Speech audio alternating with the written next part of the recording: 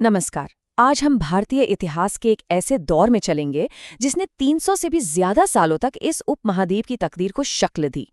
तो चलिए गोता लगाते हैं दिल्ली सल्तनत की इस दिलचस्प कहानी में।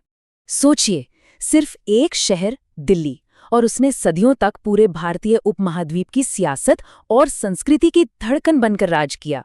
ये बात ही अपने आप में कमाल की है। तो सवाल यह है कि दिल्ली सल्तनत ये आखिर थी क्या? देखिए, ये किसी एक राजा का एक छत्र राज नहीं था।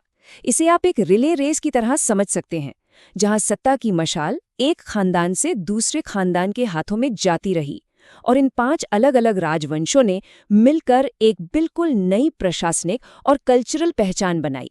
320 साल, ये सिर्फ एक नंबर नहीं है।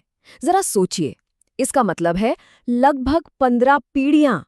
ये इतना लंबा वक्त था कि इसने भारतीय समाज, सियासत, जुबान और कला पर एक ऐसी गहरी छाप छोड़ी जिसे आज भी महसूस किया जा सकता है। तो आखिर ये सब शुरू कैसे हुआ? ये सिर्फ कोई सियासी बदलाव नहीं था। नहीं, ये भारत में एक बिल्कुल नई प्रशासनिक और कल्चरल पावर का उदय था, जिसने आने वाली सदियों की कहानी लिख दी। तो इसकी नींव पड़ी 1206 में मामलुक वंश के हाथों। अब इन्हें गुलाम वंश भी कहा जाता है, और ये बहुत दिलचस्प है क्योंकि इसके कई शुरुआती शासक असल में मिलिट्री स्लेव्स थे जो अपनी काबिलियत के दम पर सुल्तान बने। और यहीं से न सिर्फ भारत में मुस्लिम शासन की एक मजबूत शुरुआत हुई, बल्कि उस जमीन की तैयारी भी हुई जिस पर आगे चलकर मुगल साम्राज्य की शानदार इमारत खड़ी हुई। और हाँ, यहीं से फारसी और भारतीय कल्चर का वो संगम शुरू हुआ जो आज तक हमारी पहचान का हिस्सा है। लेकिन इन 320 सालों का सफर सीधा सपाट नहीं था। ऐसा नहीं था कि एक ही परिवार राज करता रहा। नहीं, सत्ता की बागडोर बड़ी तेजी से एक खानदान से दूसरे खानदान के हाथों में जाती रही। तो ये टाइमलाइन एक तरह से इस 320 साल के सफर का पूरा नक्शा है। मामलुक वंश से शुरुआत होती है, फिर आते हैं खिलजी, तुगलक, सैयद, और आखिर में लोदी राजवंश पर यह कहानी खत्म होती है। तो चलिए अब इस सफर के हर एक पड़ाव को थोड़ा और करीब से देखते हैं। तो सबसे पहले आते हैं ममलूक यानी गुलाम वंश, और इसके फाउंडर थे कुतुब उद्दीन ऐबक। इनकी कहानी तो खुद में ही कमाल है। एक गुलाम से सुल्तान बनने तक का सफर। इसी वंश ने सल्तनत के एडमिनिस्ट्रेटिव सिस्टम की नींव डाली, और दिल्ली की शान कुतुब मीनार, उसका कंस्ट्रक्शन भी इन्हीं के दौर में शुरू हुआ।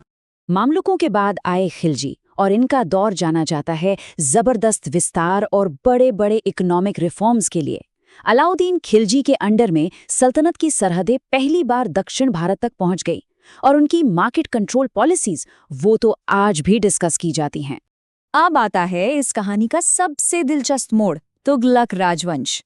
ये लोग थे तो बड़े एम्बिशियस, नए नए आइडियाज से भरे हुए, लेकिन मोहम्मद बिन तुगलक जैसे शासकों की कई बड़ी बड़ी योजनाएं, जैसे कि राजधानी को दिल्ली से दौलताबाद ले जाना, वो बुरी तरह से फेल हुई। नतीजा, बहुत ज्यादा अस्थिरता और उथल-पुथल, जिसने साम्राज्य की नींव तक हिला दी। तुगलकों के बाद का जो दौर था वो थोड़ा मिला जुला था। एक तरफ थे सैयद, जिनका दौर काफी कमजोर और बिखरा हुआ माना जाता है, और दूसरी तरफ थे सल्तनत के आखिरी वारिस लोदी, जिन्होंने उत्तरी भारत में सत्ता को फिर से मजबूत करने की कोशिश की और हमें लोदी गार्डन जैसी खूबसूरत जगहें दी। अब इन राजवंशों के उतार चढ़ाव से हटकर जरा ये देखते हैं कि सल्तनत ने गवर्नेंस और कल्चर पर अपनी क्या गहरी और स्थायी छाप छोड़ी। और ये जानना बहुत जरूरी है कि सल्तनत का एडमिनिस्ट्रेशन कोई बेतरतीब सिस्टम नहीं था। बिल्कुल नहीं। ये पारसी मॉडल पर आधारित एक बहुत ही वेल स्ट्रक्चर्ड, एक सोची समझी प्रणाली थी, जिसने इतने बड़े साम्राज्य को सालों तक एक साथ बांधे रखा। जरा इस सिस्टम को देखिए। सबसे ऊपर सुल्तान, फिर उसका मंत्रालय। पूरे साम्राज्य को इक्ता यानी प्रांतों में बांटा गया था, जहां से टैक्स आता था, और फिर इन्हें भी आगे शिक और परगना में डिवाइड किया गया था। मतलब एक बहुत ही साफ और असरदार ढांचा था जो टैक्स कलेक्शन और लॉ एंड ऑर्डर को जमीनी लेवल तक ले गया। एडमिनिस्ट्रेशन तो था ही, लेकिन सल्तनत की अगर कोई सबसे शानदार देन है तो वो है उसकी आर्किटेक्चर। ये वो दौर था जब भारतीय और इस्लामी शैलियों का एक ऐसा अद्भुत संगम हुआ जिसे आज हम इंडो इस्लामिक आर्किटेक्चर के नाम से जानते हैं। और मजे की बात यह है कि ये स्टाइल भी वक्त के साथ बदलता रहा। जहां एक तरफ तुगलकों ने अपनी ताकत दिखाने के लिए बड़े बड़े ढलान वाली दीवारों वाले किले बनवाए, वहीं बाद में सैयद और लोधी राजवंशों ने खूबसूरत कलात्मक मकबरों पर अपना ध्यान लगाया। इस दौर में आर्किटेक्चर में कई नए नए एक्सपेरिमेंट्स हुए, जो असल में भारतीय कारीगरों और फारसी आइडियाज के मिलने का नतीजा थे। जैसे खिलजियों के बनाए एकदम सटीक ट्रू आर्च, तुगलकों की मजबूत ढलान वाली दीवारें, सैयदों के अष्टकोणीय मकबरे और लोदियों का लाया हुआ डबल डोम। ये सारे इनोवेशन आज भी इंडियन आर्किटेक्चर का एक अहम हिस्सा हैं। लेकिन हर महान दौर का एक अंत होता है। तो अब देखते हैं कि 320 साल तक चलने वाली ये सल्तनत आखिर खत्म कैसे हुई और अपने पीछे क्या विरासत छोड़ गई। साल था 1526 और मैदान था पानीपत का। इतिहास की इस एक लड़ाई ने सब कुछ बदल कर रख दिया।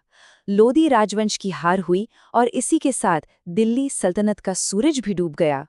लेकिन इस अंत से एक नई और भी बड़ी शुरुआत हुई, मुगल साम्राज्य की।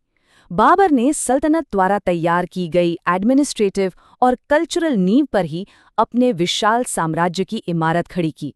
चाहे वो इक्तादारी से निकली मनसबदारी व्यवस्था हो या फिर इंडो इस्लामिक आर्किटेक्चर की परंपरा, सब कुछ सल्तनत की ही देन थी। तो आखिर में ये सवाल बचता है, हम अक्सर सल्तनत को मुगलों से पहले का एक दौर या सिर्फ एक शुरुआती चैप्टर मानकर छोड़ देते हैं। लेकिन उसकी अपनी अलग पहचान क्या है? सल्तनत की कौन सी विरासत आज हमारे बीच सबसे ज्यादा जिंदा है? उसकी आर्किटेक्चर, उसका एडमिनिस्ट्रेशन या फिर कल्चर्स के मिलने की वो शुरुआत जो उसने की थी? इस पर सोचिएगा जरूर।